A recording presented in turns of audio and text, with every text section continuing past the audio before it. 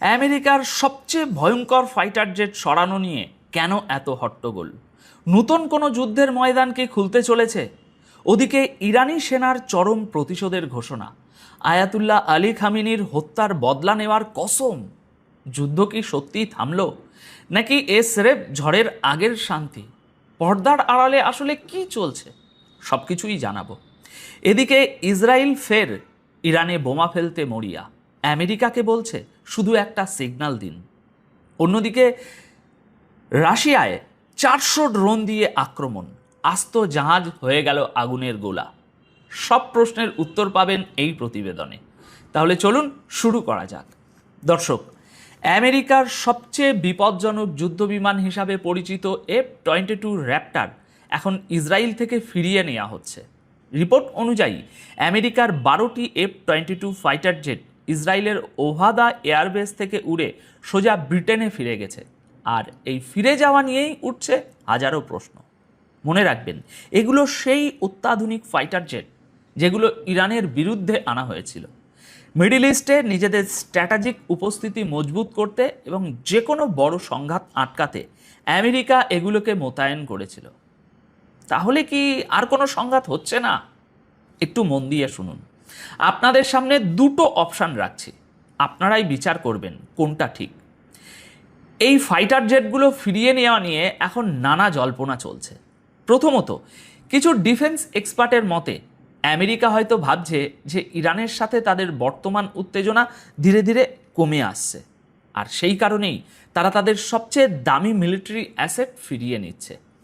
আর দ্বিতীয় মতটি হলো, আমেরিকা হয়তো ইরানের সাথে নতুন এবং আরও বড় কোনো সংঘাতের আশঙ্কা করছে, আর সেই জন্য আগাম সতর্কতা হিসাবে নিজেদের সবচেয়ে গুরুত্বপূর্ণ ফাইটার জেটগুলোকে আরও নিরাপদ জায়গায় সরিয়ে নিচ্ছে, যাতে দরকার পড়লে অন্য দিক থেকে সেগুলোকে ব্যবহার করা যায় এবং সম্ভাব্য কোনো মিসাইল হামলা থেকে সেগুলোকে সম্পূর্ণ বাঁচানো যায়।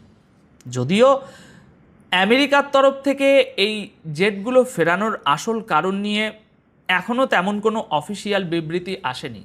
সোশ্যাল মিডিয়ায় খবরটা এখন দারুণভাবে ছড়িয়ে পড়েছে। আসল সত্যটা কি সেটা আমেরিকা কতটা বলবে আর কতটাই বা লুকোবে, সেটাই এখন দেখার বিষয়। চলুন পরবর্তী খবরে এগোই। ইরান আরও একবার আমেরিকা এবং ইসরায়েলের থেকে চরম প্রতিশোধ নেওয়ার একেবারে খোলাখুলি ঘোষণা করে দিয়েছে। গতকাল 10ই জুলাই দুপুরের একটি বড় খবর অনুযায়ী আইআরজিসির চিফ আহমেদ ওয়াহিদি বলেছেন, আয়াতুল্লাহ সৈয়দ আলী খামিনির হত্যার বদলা তারা নিয়েই ছাড়বেন। ওয়াহিদি কড়া ভাষায় বলেছেন যে আমেরিকা ও ইসরায়েল যে অপরাধ করেছে ইতিহাস তা কোনোদিন ভুলবে না, আর ইরান তো ভুলবেই না। তিনি সাফ জানিয়েছেন, এই অপরাধীদের, বিশেষ করে শিশুদের হত্যাকারী মার্কিন সেনাকে শাস্তি দেওয়া এবং ন্যায় বিচার প্রতিষ্ঠা করা এখন তাদের নিশ্চিত লক্ষ্য। ওয়াহিদি বলেছেন যে আমেরিকা যেন ভালো করে বুঝে নেয়, আয়াতুল্লাহ সৈয়দ আলী খামিনিকে শহীদ করে তারা কখনোই ইরানের পতাকা নামাতে পারবে না। দর্শক বন্ধুরা, ওয়াহিদি স্পষ্ট করে বলেছেন, শহীদদের বদলা নেওয়া এবং হামলার জন্য দায়ীদের শাস্তি দেওয়া ইরানের অধিকারও বটে আর কর্তব্যও বটে। এই দাবি কখনো ভোলা হবে না। অর্থাৎ ইরানের সাধারণ মানুষ যা চাইছে, ইরান সরকারও সেটাই বলছে। আর এই বয়ান এমন একটা সময়ে এলো যখন মাত্র কয়েক ঘন্টা আগে ইরানের মাশহাদ শহরে আয়াতুল্লাহ সৈয়দ আলী খামিনিকে সমাহিত করা হয়েছে। দর্শক, মধ্যপ্রাচ্যে আমেরিকা ও ইরানের মধ্যে উত্তেজনা এখনও পুরো মাত্রায় বজায় রয়েছে। এখানে একটু বোঝার চেষ্টা করুন, পর্দার আড়ালে আসলে কি কূটনীতি চলছে। এটা কি শুধুই সময় কেনার একটা বাহানা, নাকি অন্য কিছু? বলা হচ্ছে পুরোদমভর যুদ্ধ আটকাতে চেষ্টা জোরদার করা হয়েছে, তবে এই চেষ্টার মধ্যে হুমকি আর চালবাজি দুটোই লুকিয়ে আছে। দুদিনের লাগাতার ভয়ঙ্কর হামলার পর আপাতত মধ্যপ্রাচ্যে কিছুটা হলেও শান্তি দেখা যাচ্ছে, কিন্তু এই শান্তি কতক্ষণ টিকবে তা নিয়ে এখনও বড়সড় সাসপেন্স রয়েছে। গতকাল 10ই জুলাইয়ের মার্কিন মিডিয়া রিপোর্ট বলছে, পর্দার আড়ালে আমেরিকা আর ইরানের মধ্যে উত্তেজনা কমানোর চেষ্টা চলছে দু তরফ থেকেই। এক মার্কিন আধিকারিক জানিয়েছেন যে আমেরিকা এখনও ইরানের সাথে আলোচনার রাস্তা খোলা রাখতে চায়, এবং দুই দেশের মধ্যে পরমাণু কর্মসূচি নিয়ে টেকনিক্যাল কথাবার্তাও চলছে। রিপোর্ট অনুযায়ী আমেরিকা জেনে বুঝেই হামলা এবং বিরতির মধ্যে একটা ব্যালেন্স তৈরি করার চেষ্টা করেছে বা করছে। একদিকে হামলার মাধ্যমে ইরানের উপর চাপ বজায় রাখা, অন্যদিকে আলোচনার রাস্তাও যাতে বন্ধ না হয় সেটাও তাদের লক্ষ্য।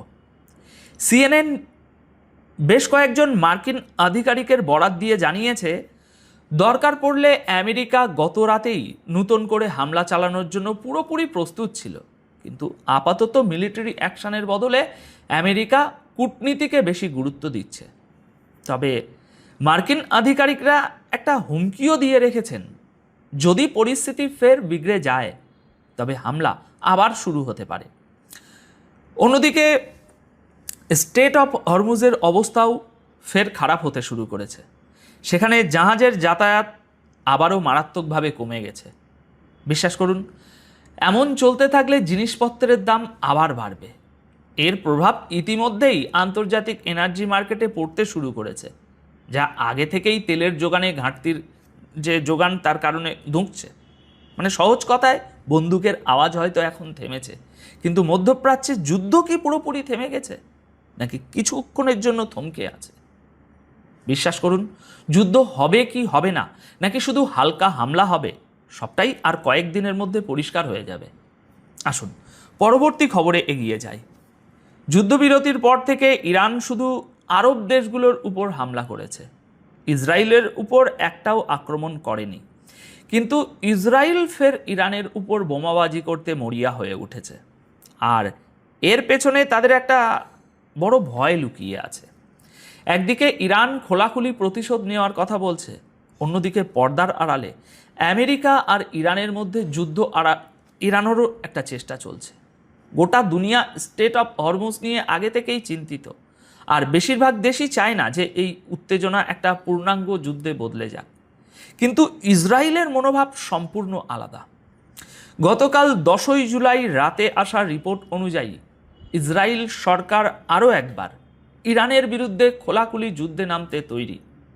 রিপোর্টে দাবি করা হয়েছে যে ইসরায়েলের ভিতরের কিছু আধিকারিক চাইছেন আমেরিকা ও ইরানের এই সংঘাতের মাঝখানে ইসরায়েলও সরাসরি হামলা শুরু করুক। এখন ইরান তো ইসরায়েলকে সরাসরি আক্রমণ করার কোনো সুযোগ দেয়ইনি, তাই ইসরায়েল চাইছে তারা যেন আবার হামলা করার সুযোগ পায়। তবে ওই আধিকারিকরা এও জানিয়েছেন যে এর জন্য তারা ডোনাল্ড ট্রাম্পের চূড়ান্ত গ্রিন সিগন্যাল বা অনুমোদনের অপেক্ষায় বসে আছেন। ইসরায়েলি আধিকারিকদের অনুমান, আমেরিকা আর ইরানের মধ্যে এই হামলার পালা আরও কয়েকদিন চলতে পারে।